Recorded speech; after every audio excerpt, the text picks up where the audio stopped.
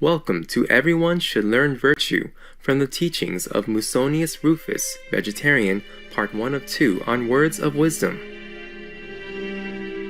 Gaius Musonius Rufus was one of the great Stoic philosophers of the Roman Empire.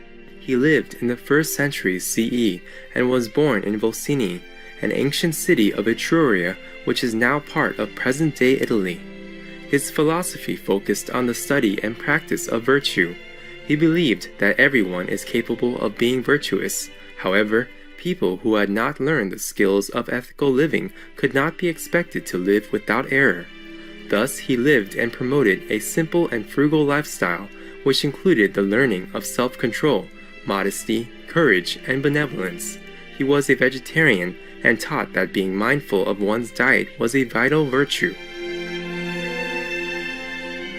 His students included Roman noblemen, senators, and future philosophers. In the years following, his wisdom continued to have an impact on later Stoic philosophy, as well as early Christian moral thought. Epictetus, another great Stoic philosopher, was his most notable student, whose principles were deeply influenced by his mentor.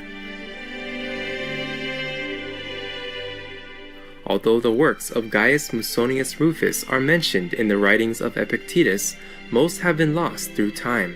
However, his philosophical teachings in the form of aphoristic sayings and discourses were preserved by his students. This was later translated and included in Cora E. Lutz's book, Musonius Rufus, the Roman Socrates.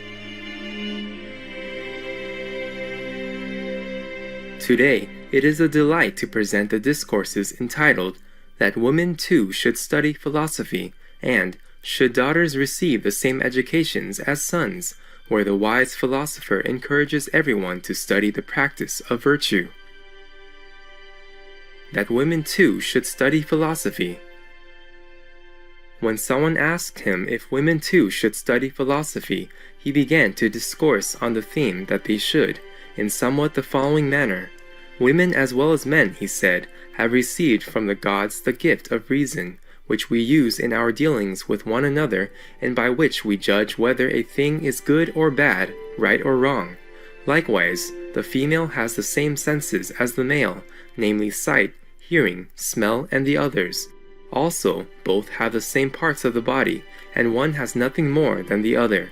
Moreover, not men alone, but women too, have a natural inclination toward virtue and the capacity for acquiring it, and it is the nature of women no less than men to be pleased by good and just acts, and to reject the opposite of these. Let us examine in detail the qualities which are suitable for a woman who would lead a good life, for it will appear that each one of them will accrue to her most readily from the study of philosophy. In the first place, a woman must be a good housekeeper, that is, a careful accountant of all that pertains to the welfare of her house.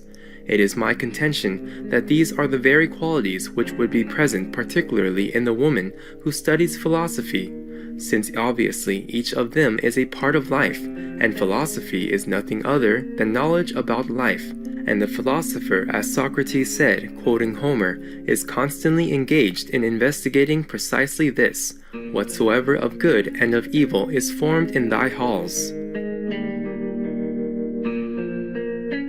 But above all, a woman must be modest and self-controlled. She must not be a slave to desire, not be contentious, not lavish in expense, nor extravagant in dress. Such are the works of a virtuous woman, and to them I would add yet these: to control her temper, not to be overcome by grief, and to be superior to uncontrolled emotion of every kind.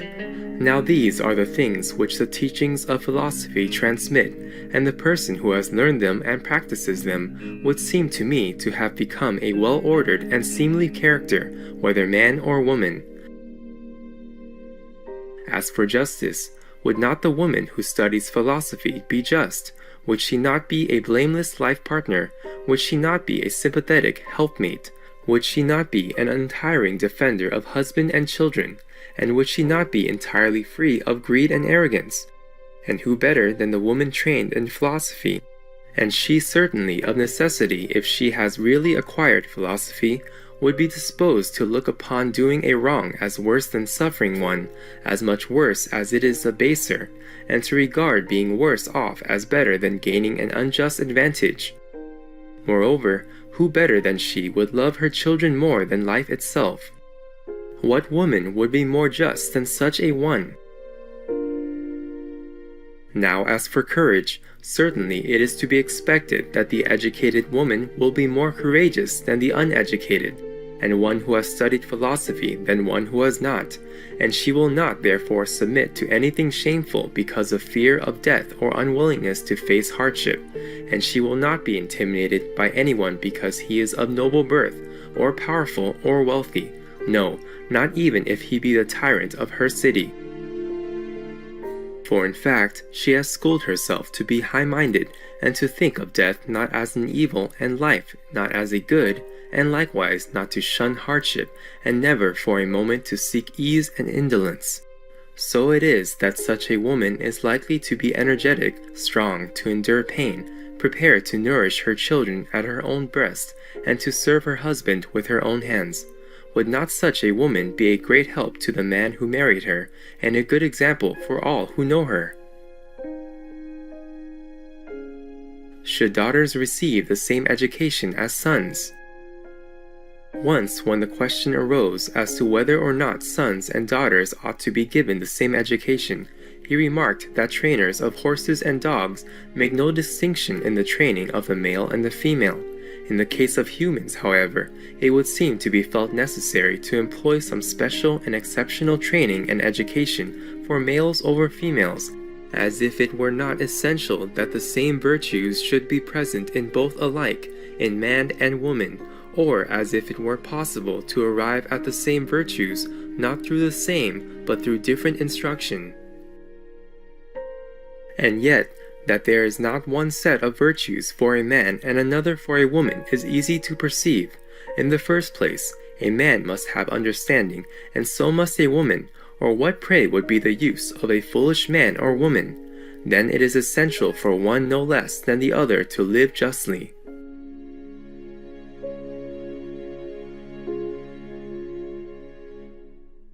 Vegan, cause to torture and murder another innocent being is beyond brutality, beyond inhumanity. Gracious viewers, thank you for joining us today for Words of Wisdom.